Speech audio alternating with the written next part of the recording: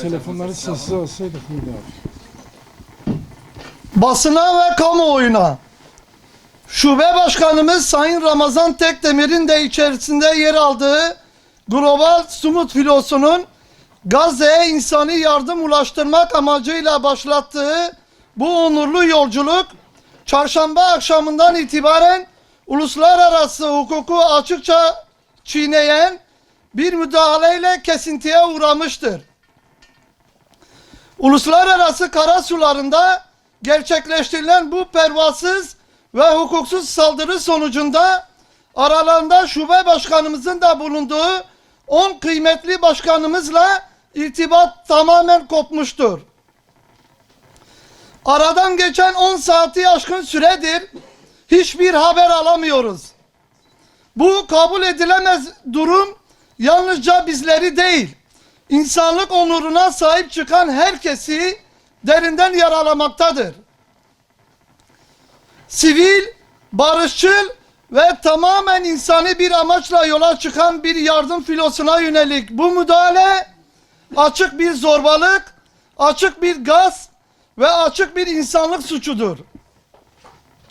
Buradan net bir şekilde ifade ediyoruz.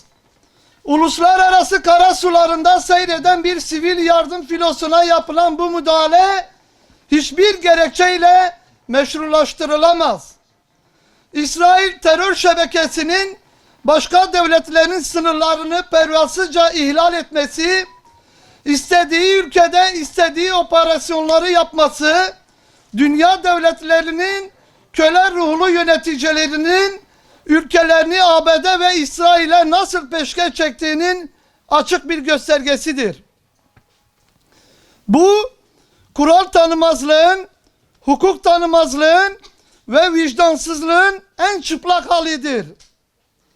İsrail terör şebekesi bir kez daha tüm dünyanın gözleri önünde uluslararası hukuku ayaklar altına almış, insanlık değerlerini hiçe saymıştır. Daha da vahimi, bu pervasızlığın arkasında yıllardır süre gelen bir cezasızlık kültürü bulunmaktadır. İsrail terör şebekesi bu küstah ve saldırgan tutumu başta ABD olmak üzere bazı güçlerin açık ve örtülü himayesiyle beslenmektedir. Bu hamilik zulmü cesaretlendirmekte, hukuksuzluğu normalleştirmekte ve masum sivilleri hedef haline getirmektedir. Bu kirli düzen artık sürdürülemez. Filoda bulunan 10 başkanımızdan ve diğer gönüllülerden hiçbir haber alamıyor oluşumuz endişemizi her geçen gün daha da büyütmektedir. Bu sessizlik, bu karanlık tablo ve bu belirsizlik asla kabul edilemez.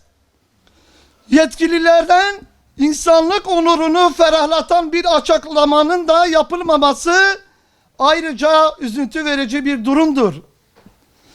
Her birinin can güvenliğinden doğrudan müdahaleyi gerçekleştirenler ve buna göz yumanlar sorumludur. Buradan tüm dünyaya sesleniyoruz. Bu bir kriz değil. Bu alçakça bir saldırıdır. Bu bir müdahale değil. Bu organize bir zorbalıktır. Bu bir güvenlik önlemi değil. Bu insanlığa karşı işlenmiş bir suçtur. Uluslararası kuruluşları, insan hakları örgütlerini ve vicdan sahibi tüm devletleri derhal harekete geçmeye çağırıyoruz. Bu hukuksuzluğa sessiz kalan herkes bu suçun ortağıdır. Derhal açıklama yapılmalı, alıkonulan ya da irtibatı kesilen tüm sivillerin durumu netleştirilmeli ve güvenlikleri sağlanmalıdır. Bizler buradan açıkça ilan ediyoruz. Bu zulmü unutmayacağız. Bu hukuksuzluğu kabullenmeyeceğiz. Bu pervasızlığa boyun eğmeyeceğiz. Bizi yıldıramayacaksınız. mazlum ve onurlu Gazze halkının yanında olmaya devam edeceğiz. Asla ve asla kimse duruşumuzdan geri adım atmamızı beklemesin. Şube Başkanımız Sayın Ramazan Tekdemir ve beraberindeki tüm gönüllüler yalnız değildir. Onların sesi olmaya, haklarını savunmaya ve bu zulmü dünyanın dört bir yanında haykırmaya devam edeceğiz.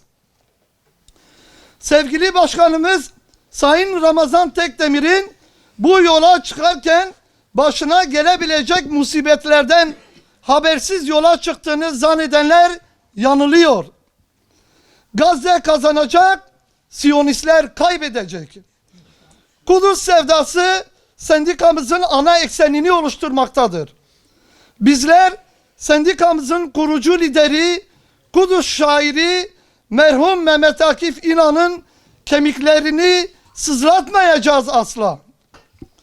Onun bize bıraktığı bu mübarek davaya sıkı sıkıya sarılacağımızı bir kez daha ilan ediyoruz. Sumut filosu aktivistlerinin direnişlerini bir kez daha selamlıyoruz. Gazze ve Kudüs'ümüz özgür oluncaya kadar durmayacağımıza söz veriyoruz. Hiçbir baskı ve zulümün bizi yıldıramayacağını buradan ilan ediyoruz. Kamuoyuna saygıyla duyurulur.